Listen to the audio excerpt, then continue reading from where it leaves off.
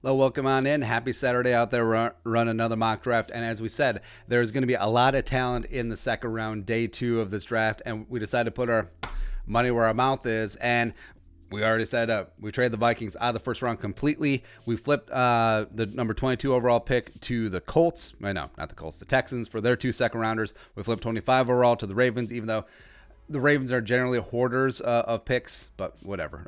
Just go with it. So we sent the 25 overall to the Ravens for their 2 second rounders as well. So as you can see, look at that sweet, sweet blubber. Oh, we're going to need more wax.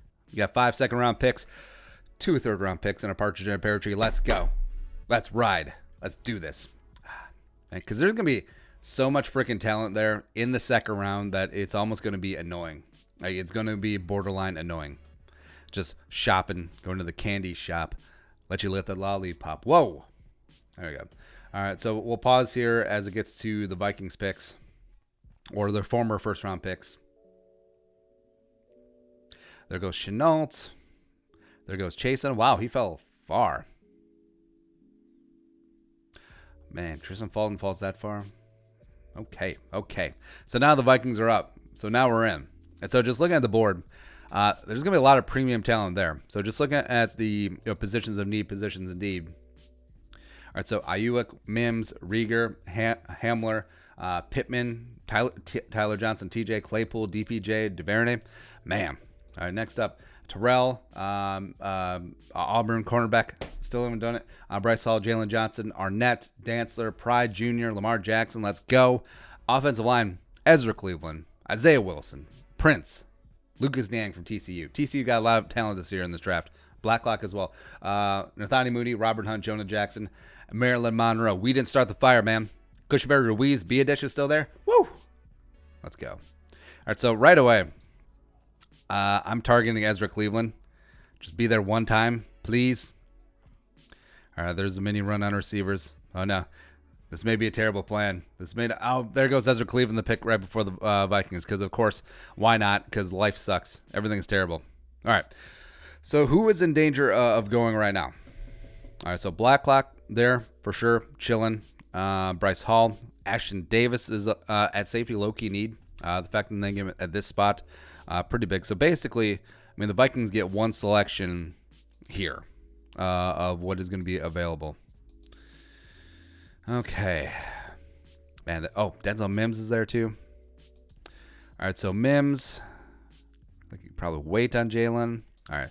Just going to go Denzel Mims. You're the Vikings' first selection in the 2020 NFL Draft. Just kicks us right in the nizzles that Ezra Cleveland went, the pick before us, but life goes on. Yeah, how can it be sad when you got 5 second-round picks, man? Yeah. No, I'm not trading you my second-round picks. I'm a hoarder of second-rounders. So let's see who's there on the big board. So Winfield is there, Marlon Davidson, Jalen Johnson, Prince, Nathaniel Moody, Cesar Ruiz. Man, a lot of options here. So 23, 25, 26, 28. So basically 4 out of the next 6 picks.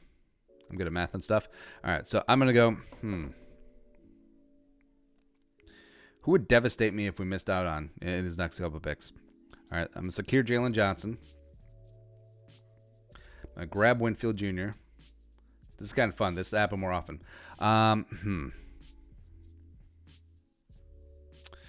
So now we have a decision here. So wide receiver, cornerback already taken care of, as well as Antoine Winfield, just a do-it-all DB. Want to hammer on O-line, but the question is, all right, so I want Prince as the developmental guy. I need to get someone who can step in right away and start. Robert Hunt could be there in the third. That'd be a lot of fun. I think Cesar Ruiz from Michigan or Cushenberry, frankly. I mean, yeah, they're both listed at centers. They both have extensive experience there, except I do believe that they could kick over to guard for a hot second. So I'm going to grab Prince, left tackle of the future. Ideally, you could redshirt him for a year, but also we said that about Brian O'Neill. And once he got on the field due to injury to Rashad Hill, he was gangbusters, right? Could the same thing happen with Prince? Maybe, maybe not. But if he did get him on the field, I say start him at left tackle right away. I don't think he necessarily could kick inside. Or do we go Nathaniel Moody? Do we just give the people what they want? Yeah, we'll just give the people what they want. All right, so Nathani Mooney, come on in. So this second round for the Vikings has a chance to be like a franchise-changing round. The fact that you're getting premier talent all bunched up together. So Denzel Mims, the new Blazer on the outside. Jalen Johnson, your man-to-man gambling lockdown cornerback. Antonio Winfield Jr., be a safety, could play that nickel role. Could play, well, frankly, he plays a lot bigger than he actually is. So he could fill the Kurtz role to a degree. Prince Tega Winogo, left tackle of the future. He's actual royalty, man. Of course, you got to bring Prince to the land that Prince built. Shoot. As well as Nathani Mooney, where if the health checks out, fingers crossed, could be a starting guard right away for the Vikings. Next up. I'm fired up, man. Yeah, you turned those 2 first-round picks into 4 additional second-rounders. I'm okay. Especially in this draft, I'm okay. All right, so now wait until 25. 2 Vikings third-rounders. Basically suited up all the needs, checked a lot of boxes right away. So it gives the Vikings flexibility going forward. So do you triple down on O-line? There just went Tyler Johnson to the Patriots. It's a good fit. All right, so B-Dish is there. We like Edwards-Helaire, but it's too early for safety or running back. Man, would have loved to get Jeremy Chin, except he already took Winfield, so could effectively go elsewhere. Or could you? Otherwise, there's not a lot at the top of the big board. So do you just start reaching for need? Probably not wise. I think Jonah Jackson is probably the perfect guard scheme fit wise for the Vikings in this draft. So we could go that direction, especially since Prince probably should have a year to marinate a little bit. Let's see here. Edgewise. Okay, Robinson, sure. But no one really to write home about there. Hamilton. Stowbridge is interesting. James Lynch, of course. Lecky Fodu, I think, would be a great backup for Michael Pierce. So we can look at that later on. Yeah. I think I'm going to do it. Yeah, I think we're going to go that direction. Jonah Jackson, welcome on in. You're Jonah, brother. Yeah. All right, so Spielman does not ignore the O-line. 3 straight offensive line picks, which Tega Winogo, left tackle of the future one time. Nathani Mooney, just an extremely high upside, if you can say healthy guard, as well as Jonah Jackson, scheme fit guy. I think the Vikings overall, competition is going to bring out the best in everyone. And hell, if all 3 of them work out, all right, contribute day one, whether as a starter or high end backup, by Riley Reef, deuces. All right, look at the big board. All right, so Zach Moss is still there just winking at us. Jeremy Chin. Man, at a certain point, is that just too much value to pass up? Because otherwise, we're going to be reaching down here.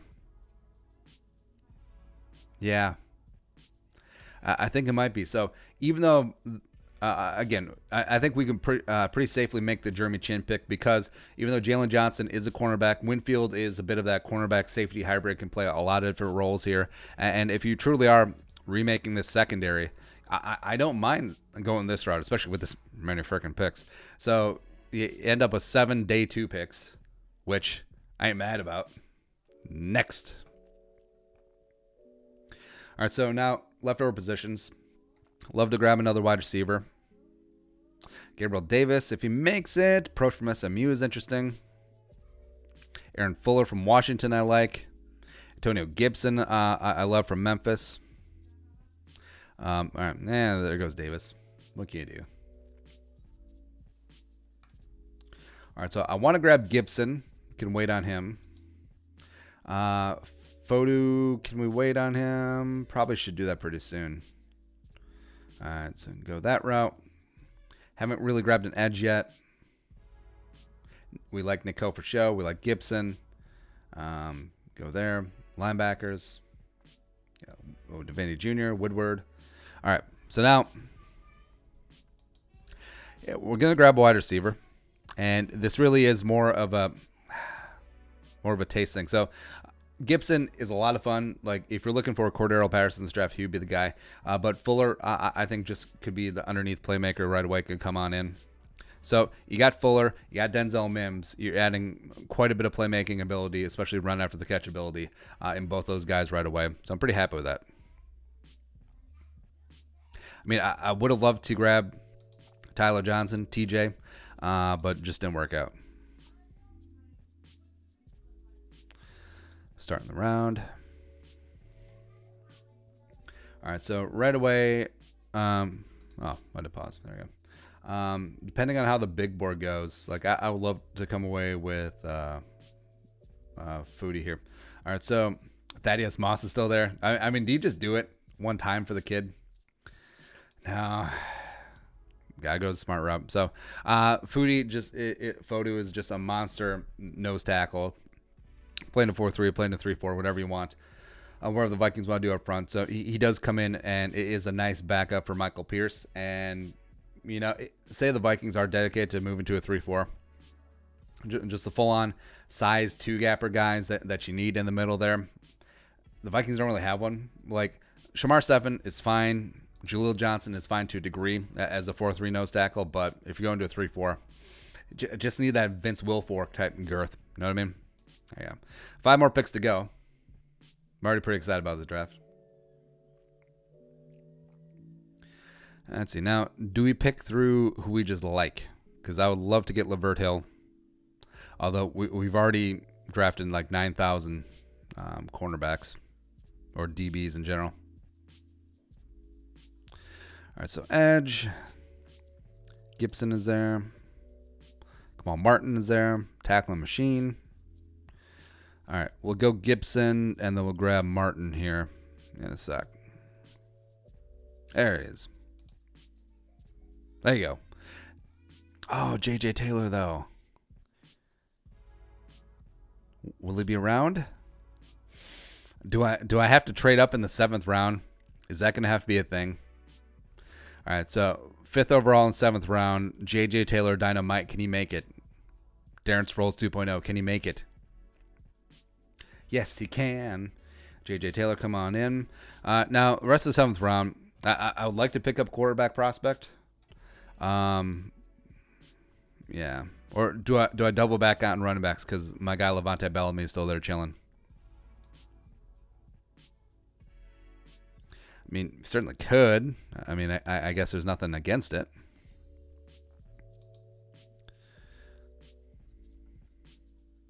I don't want to say who I want because he'll probably just go. Yeah. All right, so I really like Tyler Huntley. I really like Mason Fine. We'll go Mason Fine in this one. Then running back, we will pick up our guy Levante Bellamy. Row the boat, who I think is a perfect scheme fit. Could low-key be the next 1,000-yard rusher in the Kubiak. He's going to go full-on Arian Foster on the B. That's right. So, like we said, Vikings were able to trade back their 2 first-rounders, turn them into 4 second-rounders, trading with the Houston as well as the Ravens. So you brought in Denzel Mims right away, speed, combine all-star on the outside, around the outside. Jalen Johnson, man-to-man stud, likes to gamble, ball hawk. I love him. With Jalen, medical checkout, should be good to go. Also, double dip on DBs. Antoine Winfield comes in. He could be your slot cornerback day one. He could be your J-Ron Curse as well. Prince Tega Winogo is your left tackle of the future. Going to take some seasoning.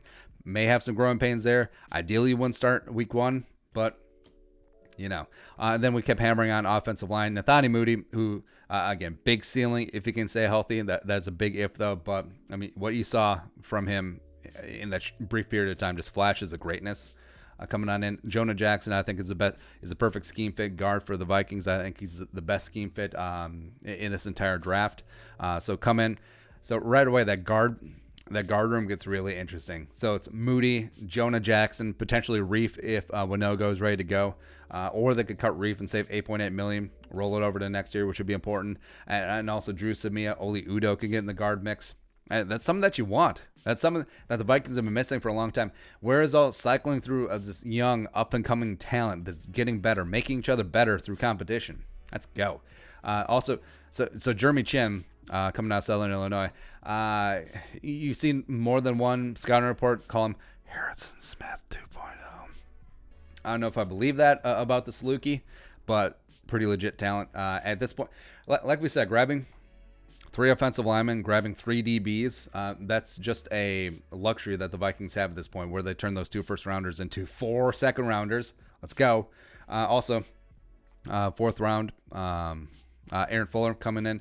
Nice little underneath playmaker from Washington. Lecky Fodu who's going to be the nose tackle backup for Michael Pierce.